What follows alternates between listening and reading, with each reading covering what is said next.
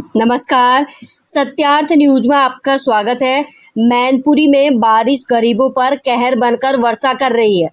थाना क्षेत्र कुरावली के गांव राजलपुर में बारिश में तेज धमाके की आवाज आई तो ग्रामीणों ने जाकर देखा तो दीवार गिरी, जिसके मलबे में 2 लोग दबे हुए थे और ग्रामीणों ने जब तक मलबा हटाया तब तक 2 लोगों की मौत हो चुकी थी।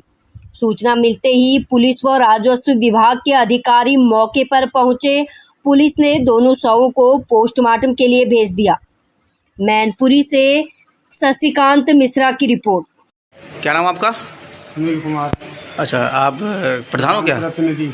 अच्छा, किस गांव से? नगला जात वो गाँव। अच्छा, आज शिवपुरी में क्या घटना हुई आपकी? शिवपुरी में एक दीवार गिर गई, उसमें बच्चे 2 मृतक हो गए और उसके माँ बाप दोनों लोग घायल हैं। दीवार गिरने का कारण क्या रहा इसका? बारिश की वजह से। ज़्यादा बारिश होने की वजह से। जी। मकान पक्का था कच्चा था? कच्चा था, झोपड़ी बड़ी थी। आप थाने में आए हो शिकायत करने? जी, मुकदमा लग गया आपका? मुकदमा लग गया। चलिए ठीक।